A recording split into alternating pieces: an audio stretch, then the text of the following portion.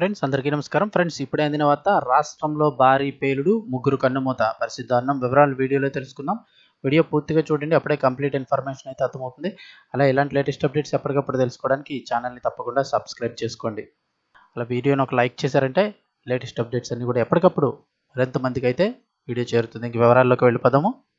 ఆంధ్రప్రదేశ్ రాష్ట్రానికి సంబంధించి మరో బ్రేకింగ్ అప్డేట్ అయితే వచ్చింది. శ్రీకాకుళం జిల్లాలోని మెలియాపుట్టి మండలంలో దుబ్బగూడ గ్రానైట్ క్వారీలో భారీ పేలుడైతే సంభవించింది. ఈ ఘటనలో ముగ్గురు కార్మికులు అయితే చనిపోయారని చెప్తున్నారు. అయితే చనిపోయిన వారిని టెక్కలికి చెందిన అప్పన్న, రామారావు, అలాగే తమిళనాడుకి చెందిన మురుగన్లుగా గుర్తించారు. అయితే ఇప్పుడు ఈ ఘటనలో అనుమానాలు వ్యక్తమవుతున్నాయి. గ్రానైట్ యాజమాన్యం ఏం చెప్తోంది అంటే, పేలుడైతే జరగలేదు, ఎలాంటి బ్లాస్టు జరగలేదు, క్వారీలో పిడుగు పడడం వల్ల ఆ ముగ్గురు చనిపోయారు తప్ప ఎలాంటి బ్లాస్టు జరగలేదని ఈ గ్రానైట్ యాజమాన్యం అయితే చెప్తోంది.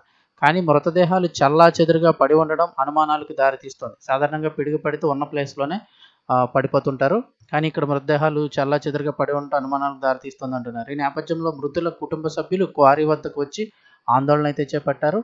బ్లాస్ట్ వల్లనే చనిపోయారని, కానీ యాజమాన్యం బొకాయిస్తోందంటూ మండిపడ్డారు. కొండపై నుంచి మృతదేహాలను ఎందుకు కిందకి తీసుకొచ్చారని ప్రశ్నిస్తున్నారు. ఈ క్రమంలో అక్కడ ఉద్రిక్త వాతావరణం నెలకొనగా పోలీసులు ఘటనా స్థలానికి చేరుకొని బాధితులను అయితే శాంతింపజేశారు. పోస్ట్ మార్టం జరిగిన తర్వాత అసలు నిజాలు తెలుస్తాయని అక్కడి నుండి వారందరినీ కూడా పంపించారు. ఈ ఘటన వచ్చి శ్రీకాకుళం జిల్లా మెలియాపుట్టి మండలంలోని దుబ్బగూడ గ్రానైట్ క్వారీలో జరిగింది.